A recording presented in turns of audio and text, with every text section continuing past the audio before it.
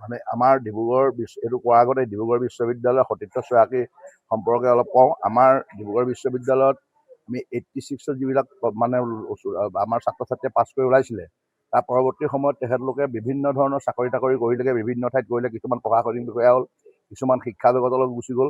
সেইসকল মানুহৰ যেতিয়া ৰিটায়াৰমেণ্টৰ পিছত 37 বছৰ ৰিটায়াৰমেণ্টৰ পিছত আমি 2023 চনৰ 1 অক্টোবৰত আমি এটা গোটেই মানুহবোৰ গোট খাই এটা সন্মিলন কৰিলোঁ। সেই সন্মিলনটোৰ নামেই হ'ল সতীৰ্থ 86 ডিব্ৰুগড় বিশ্ববিদ্যালয় 86।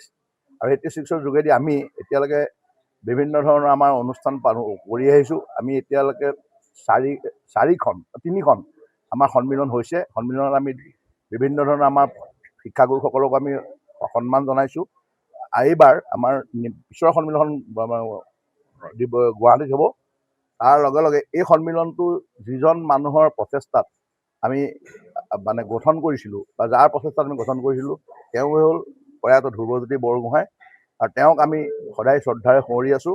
আৰু তেওঁ আজি আমি আমাৰ সতীৰ্থ চৰাকী বন্ধুসকলে আলোচনা কৰি দেখিলোঁ যে আমি এই অঞ্চলৰ গাঁৱৰ যিসকল ল'ৰা ছোৱালী আছে স্কুলৰ পিছত, সেইসকল ল'ৰা ছোৱালীৰ মানে উন্নতিৰ কাৰণে কিবা কৰিব পাৰি নেকি।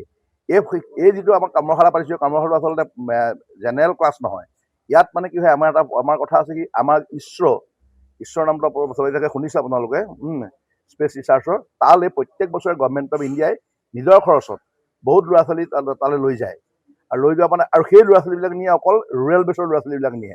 কিন্তু আমাৰ বহুত গাঁৱৰ ল'ৰা ছোৱালী এই কথাটো গম নাপায়। নোপোৱাৰ কাৰণে কি হয়, তেওঁলোকে কি পৰীক্ষা দিব লাগিব, কেনেকৈ সেইবিলাকত মানে অৱতীৰ্ণ হ'ব লাগিব, এই কথা নাজানে, ভয় খায়। ইংৰাজীত মানে কেনেকৈ আমি তেওঁলোকক গৈ পেলাই আমি পৰীক্ষা দিম, ফিজিক্সৰ কেনেকৈ আমি পৰীক্ষা দিম, মেথমেটিক্সৰ পৰীক্ষা কেনেকৈ দিম, বা কেমেষ্ট্ৰি পৰীক্ষা কেনেকৈ দিম।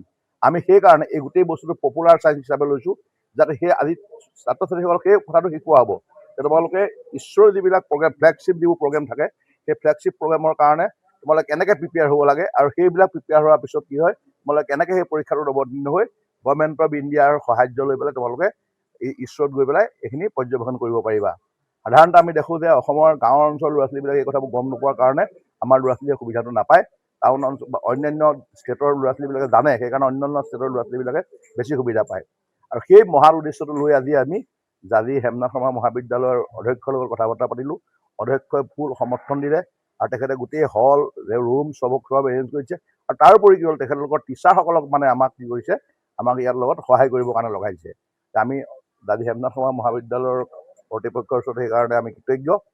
লগে লগে আমি ভাবিছোঁ যে আমাৰ যে আজি যিটো প্ৰয়াস, এই দুদিনীয়া যিটো কাৰ্যসূচী আজি আৰু কাইলৈ, এই কাৰ্যসূচী আমি অংকশাস্ত্ৰ, পদাৰ্থ বিজ্ঞান, ফিজিক্স আৰু ইংৰাজী, এই 4টা বিষয়ত ল'ৰা ছোৱালীবিলাকক শিক্ষাদান কৰা হ'ব। 9, 10, 11, 12। আমি ভাবিছোঁ এই কাৰ্যসূচীটোৱে আমাৰ ল'ৰা ছোৱালীবিলাকৰ উন্নতি কৰিব।